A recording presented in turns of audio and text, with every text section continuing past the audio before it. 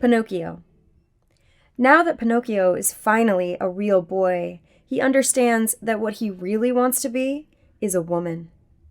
He knows he has to tell his father, Geppetto, who spent his whole life longing for a son. "Dad," he says, "I need to talk to you about something." He looks around his father's small house. It seems much smaller now that Pinocchio is all grown up. From the kitchen, he can see Geppetto's studio, littered with puppets flung about like tiny, dead bodies. You know what you always say about making the puppets? That you can tell what's inside the chunk of pine even before you start carving it? That you just know? Geppetto nods. He carries a basket of bread to the table with arthritic fingers. "I know something too," Pinocchio says, "about what I am inside." He tells Geppetto that although he gave him the features of a boy and a boy's name, he guessed wrong when he picked up this particular piece of wood. Geppetto stays quiet as Pinocchio speaks. When he's finished, he asks, "How long have you known?" Pinocchio considers it for a moment. It's a difficult question to answer. It's possible that, on some level, he has always known. At the very least, he's always felt different, like an intruder in his own body. When he was a child, it was easy to attribute his discomfort to the fact that he was made of wood. He wasn't like the other boys. He would study himself in the mirror for hours, imagining a different body, thinking about being a different person. When the wood was changed for skin, it didn't get any better. He thought he just needed to get used to this new form, but no, this wasn't right either. In response to his dad's question, he just shrugs. "A while," he says. "I didn't know how to tell you." "Is this because you never had a mother?" Geppetto asks. "No," says Pinocchio, "but it kind of makes sense now that he's thinking about it." He doesn't think it would have changed anything, but if he'd been around women more, maybe he would have realized it earlier. Growing up, there was only him, his father, the cricket, the cat, and the fish, all men. Geppetto shakes his head. "Maybe I didn't socialize you properly." Pinocchio remembers the first time he met other boys, real boys. They were drunks and gamblers. They smoked big cigars and smelled like sweat and cotton candy. Is this what it means, he wondered, to be a man? "It's no one's fault," Pinocchio says, "because there's nothing to be upset about. This is who I am inside. This is how you made me." On the way back home after dinner, Pinocchio thinks about all the men he's met in his life and the fever they built, collectively, in his heart. Jiminy and Figaro and Cleo are all dead. He doesn't know what's become of Monstro, the whale that scared him 3/4 to death, or the boys that changed to donkeys. And then there is his father's slow, shaking head. The way his father's face says, "All I ever wanted was for you to be a real boy." If he were still made of wood, he'd be broken or burnt by now. Is it any wonder, then, that he hallucinates a curvy blonde with full pink lips to play his subconscious? "Pinocchio," she whispers into his ear like a lullaby, "this is who you are inside." In his dreams, when she takes off her clothes, he doesn't touch her.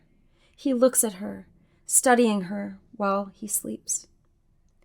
Pinocchio wishes he could have her soft skin and long hair. He wishes for her tiny, perfect teeth. He wishes his father would say he understands, say, "You're the child I always wanted." But more than anything, he wishes for a time when he doesn't have to wish anymore.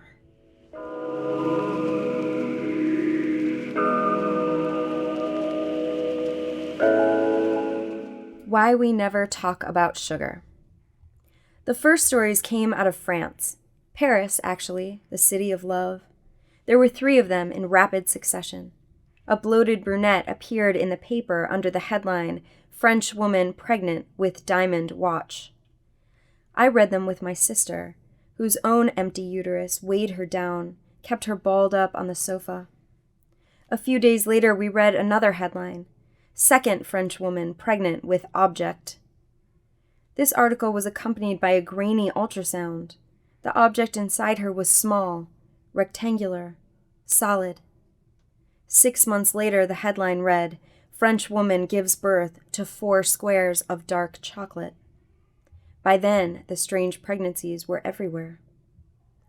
While the details remained mysterious, scientists and poets agreed that reproduction had become divorced from sex and now required only love.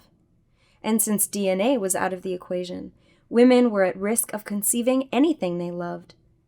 In the best of cases, the things were small: a handful of fabric-covered buttons, a miniature ceramic panda, a pair of jade earrings.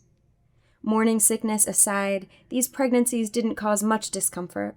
The weight gain was minimal, the births easy. But sometimes there was danger.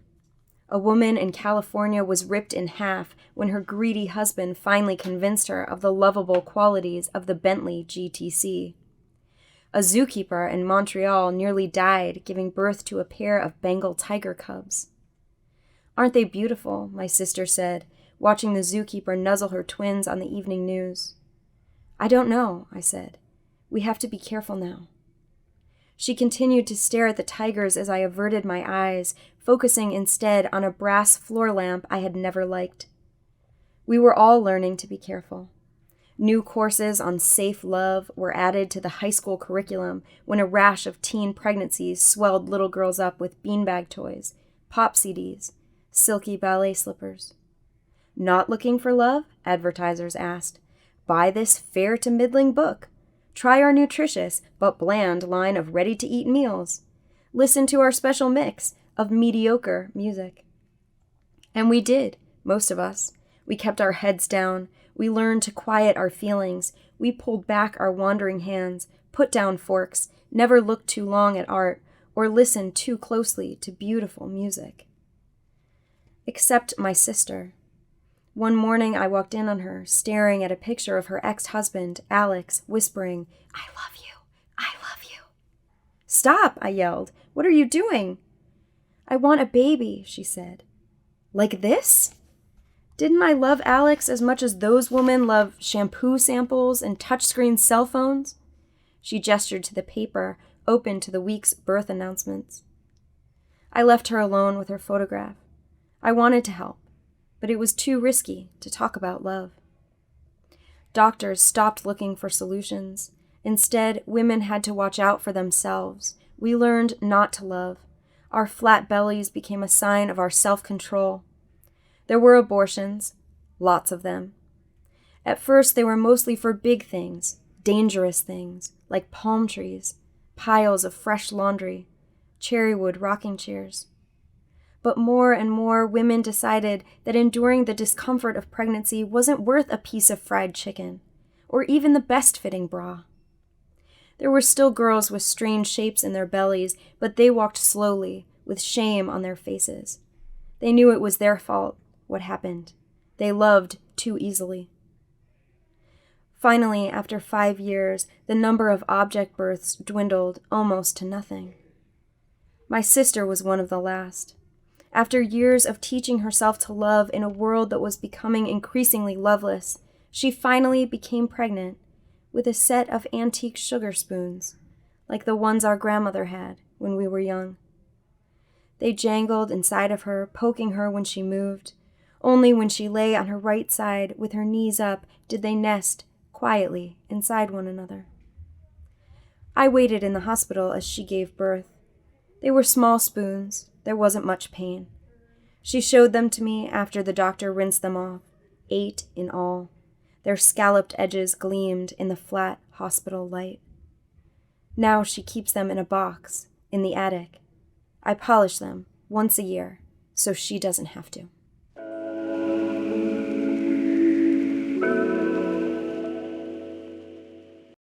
No place to go. Neba was 7 months pregnant when her husband died, the result of simple math, man plus truck.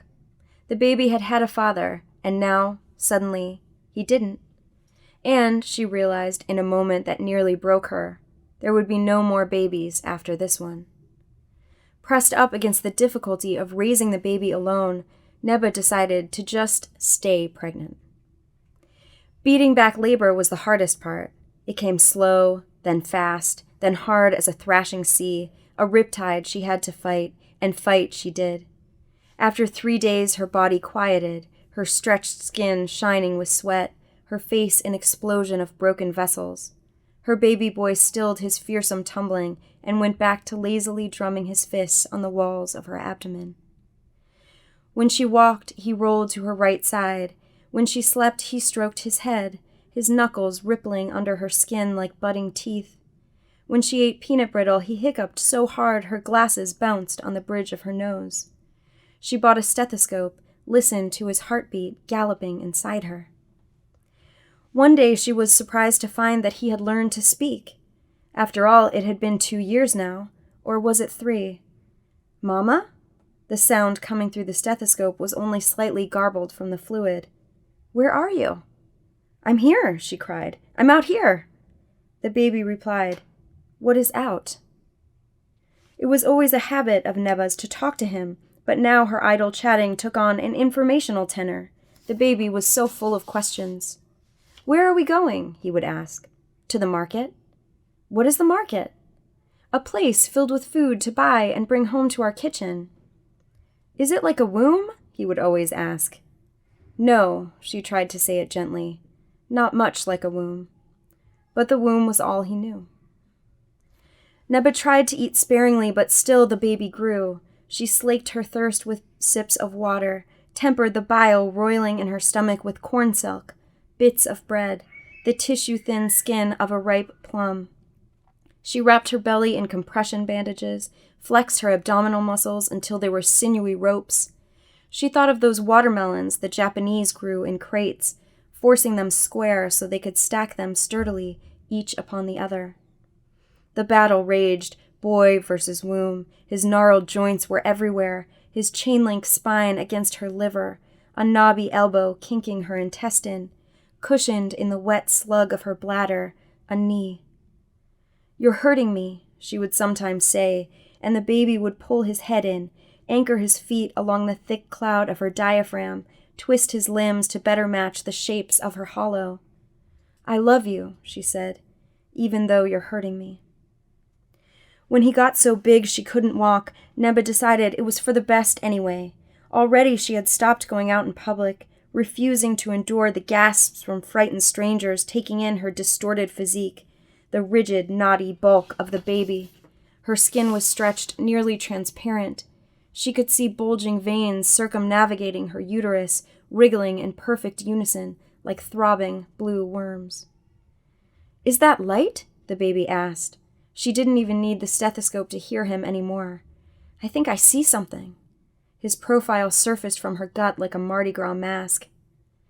If she wept, it wasn't for very long. Her heaving sobs made an ocean inside her. The baby fell asleep amid the rolling waves. Of course, despite all her efforts, she could not keep him in forever. It had been so long since Neba had upset her obstetrician's tidy timeline. His office was adorned with illustrations of female silhouettes, their bodies sawed in half to show the sleeping fetuses secreted inside. There were 9 of them, standing in order of roundness, the final girl's belly distended like a half-moon, her face awash in peace and promise. None of them resembled Neba, with her withering legs, her pancaked ass, her belly both hard and drooping like a sack of oranges, straining to be unloaded. When the doctor cut him out, the baby's eyes were pale like a fish, his skin was wrinkled and wet, his hair matted with cheesy vernix, his fingernails were soft and long. The doctor dislodged 4 baby teeth from the craggy walls of Neba's uterus. He had swallowed the rest, the baby explained, when he'd gotten the hang of breathing air. In July, he learned to walk. By September, he could run.